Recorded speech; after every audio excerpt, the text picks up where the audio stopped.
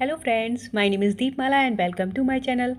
Friends, आज से हम स्टार्ट कर रहे हैं हिंदी की पीवाईक्यूज़। जो इलाहाबाद हाई कोर्ट आरओ में जो हिंदी से रिलेटेड जो पीवाईक्यूज़ आए हुए हैं उनको आज हम पढ़ेंगे। ठीक है, आज से मतलब जब भी मौका मिलेगा मैं इसकी वीडियो अपलोड कर दिया करूँगी जैसे ही मुझे टाइम मिलेगा। तो अब कंप्यूटर के साथ साथ हिंदी की भी वीडियोस मैं आप लोगों को दूंगी क्वेश्चंस, जिसमें 10 ही क्वेश्चन हुआ करेंगे।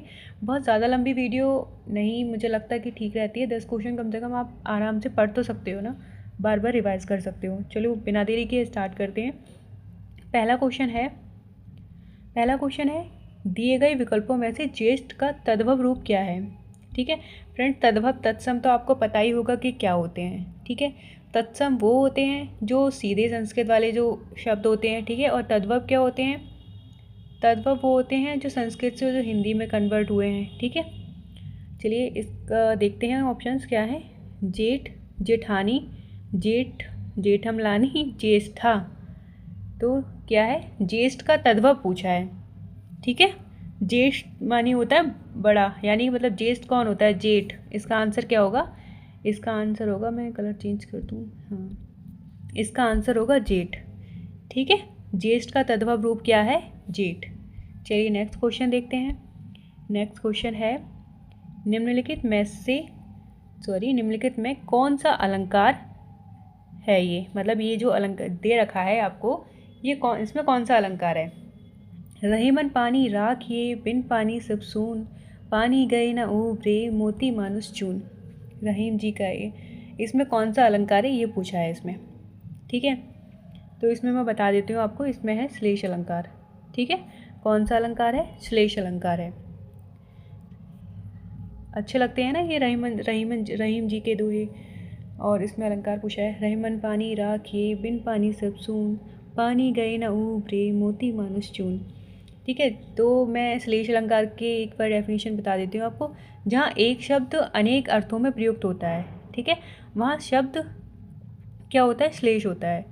जहाँ एक शब्द पानी के द्वारा अनेक शब्दों का बोध कराए जाने के कारण यहाँ श्लेष अलंकार है। जो पानी है, ठीक है, यहाँ पर जो शब्द पानी है उसके द्वारा अनेक अर्थों का बोध कराया जा रहा है यहाँ पर, इसलिए यहाँ पर श्लेष अलंकार है। चलिए नेक्स्ट क्वेश्चन देखते हैं।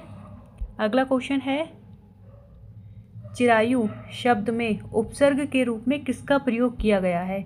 चिरायु शब्द में उपसर्ग के रूप में किसका प्रयोग किया गया है? फ्रेंड्स, आपको ये तो पता होगा ना, उपसर्ग और प्रत्यय किसे कहते हैं? उपसर्ग वो होते हैं जो किसी भी जो वर्ड होता है उसके आगे जो लगते हैं, और प्रत्यय क्या होते हैं? जो उसके अंत में लगते हैं। ठीक है, पीछे जो लगते हैं। तो इसमें क्या पूछा है? चिरायु शब्द उपसर्ग के इस उपसर्ग के रूप में किसका प्रयोग किया गया है? चिर का प्रयोग किया गया है, चिरा या यू। तो शुरुआत में लगा हुआ है तो इसका मतलब क्या होगा? चिर प्लस आयु, चिरायु। क्या होगा? चिर प्लस आयु, चिरायु। ठीक है, क्या होगा इसका होगा चिर प्लस आयु, चिरायु। ठीक है, चिर है उपसर्ग यहाँ पर। चलिए नेक्स्ट क्वेश्चन देखते हैं। अगला क्वेश्चन है, निम्नलिखित लोकोक्ति या मुहावरे का क्या आशय है? घड़ो पानी पड़ना, घड़ो पानी पड़ना, इसका क्या है? घड़ो पानी पड़ना, इसका अर्थ पूछा है। ठीक है, इसका क्या आशय है? गुस्सा होना, पानी खत्म होना, बहुत ज़्यादा नहाना या शर्मिंदा होना। तो फ्रेंड्स, इसका जो अर्थ बनता है, इसका अर्थ है घड़ो पानी पड़ना मतलब शर्मिंदा होना, बहुत शर्मिंदा होना।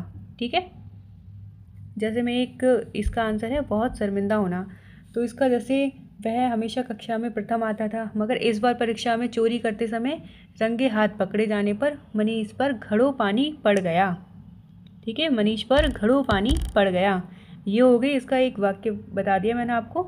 ठीक है, तो इसका अर्थ क्या होता है? शर्मिंदा होना। चलिए नेक्स्ट क्वेश्चन देखते हैं।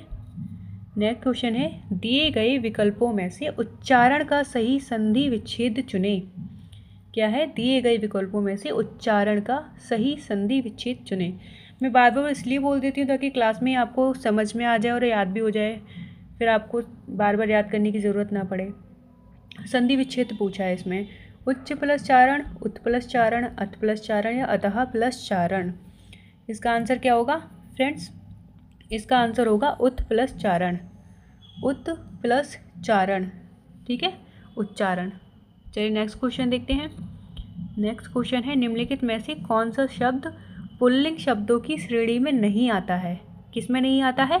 पुल्लिंग शब्दों की श्रेणी में नहीं आता है। संतान, गुस्सा, बचपन या हीरा? तो फ्रेंड्स इसका आंसर होगा संतान। संतान पुल्लिंग शब्दों की श्रेणी में नहीं आता है।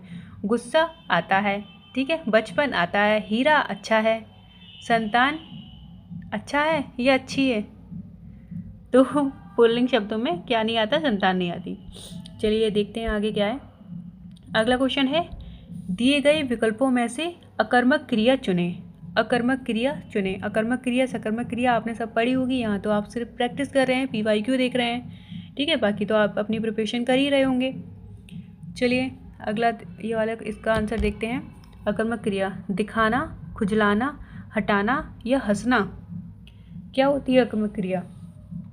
तो हंसना में यहाँ पर जो इसमें कोई हम काम नहीं कर रहे हैं, हमें कोई वजन नहीं लग रहा है, बोझ नहीं हो रहा है, बोझ नहीं पड़ रहा है, इसको हंसने में कोई काम नहीं होता है ना, कोई मेहनत नहीं लगती है, ठीक है। तो इसका अकर्मक क्रिया कौन सी होगी? हंसना, ठीक है, क्या होगी? हंसना।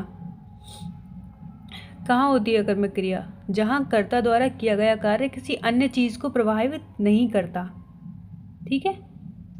जैसे सीता हंसती है, यहाँ जो कर्ता कार्य कर रहा है वो किसी अन्य चीज़ को प्रभावित तो नहीं कर रहा है ना, इसलिए यहाँ पे अकर्मक क्रिया कौन सी होगी? हंसना। चलिए नेक्स्ट क्वेश्चन देखते हैं। फूल निम्नलिखित में से कौन सी संज्ञा है? फूल निम्नलिखित में से कौन सी संज्ञा है? अब आपने संज्ञा तो पढ़ी होंगी, भाववाचक, जातिवाचक, समूहवाचक, या इसमें से कोई भी नहीं। तो फूल एक पूरी जाति का बोध करा रहा है, ठीक है, जो फूल है वो एक पूरी जाति का बोध करा रहा है। अब आपको डेफिनेशन तो पता होगी संज्ञा की, जो शब्द किसी व्यक्ति, वस्तु या स्थान की संपूर्ण जाति का बोध कराते हैं उन शब्दों को जातिवाचक संज्ञा कहते हैं, ठीक है। तो फूल यहाँ पर जाति का बोध करा रहा है, इसलिए जातिवाचक संज्ञा में आ जाएगा। चलिए नेक्स्ट क्वेश्चन देखते हैं। नीचे दिए गए वाक्यांश के लिए एक शब्द के विकल्पों में से उचित विकल्प चुनिए, ठीक है, मतलब जो एक वाक्यांश दे रखा है इसका सही उत्तर चुनना है। जो सब कुछ जानता हो, जो सब कुछ जानता हो उसे क्या कहते हैं? सर्वज्ञ कहते हैं, शत्रुघ्न कहते हैं, या वैज्ञानिक कहते हैं, या स्वार्थी कहते हैं? तो इसमें आपको तो बहुत आसानी समझ में आया होगा, इसमें आंसर पता ही चल गया होगा, सर्वज्ञ। जो सब कुछ जानता हो, सर्वज्ञ, ठीक है। चलिए नेक्स्ट क्वेश्चन देखते हैं और लास्ट क्वेश्चन देखते हैं। ये है हमारा क्वेश्चन, निम्नलिखित में से कौन सा शब्द अनिवार्य का विपरीतार्थक है? किसका विपरीतार्थक है? अनिवार्य का, ठीक है, यानी कि विलोम है। अनिवार्य का विलोम क्या होगा? निअनिवार्य, अननिवार्य, औपचारिक या वैकल्पिक? तो फ्रेंड्स इसका आंसर होगा वैकल्पिक, ठीक है। अनिवार्य का विपरीतार्थक शब्द क्या होगा? वैकल्पिक। फ्रेंड्स ये रहे हमारे सारे क्वेश्चन। आई होप आपको समझ में आए होंगे, वीडियो अच्छी लगी होगी। अगर आपको मेरी वीडियो अच्छी लगती है तो प्लीज़ वीडियो को लाइक कीजिए, शेयर कीजिए, कमेंट कीजिए, और अगर आपने सब्सक्राइब नहीं किया है तो प्लीज़ सब्सक्राइब कर लीजिए।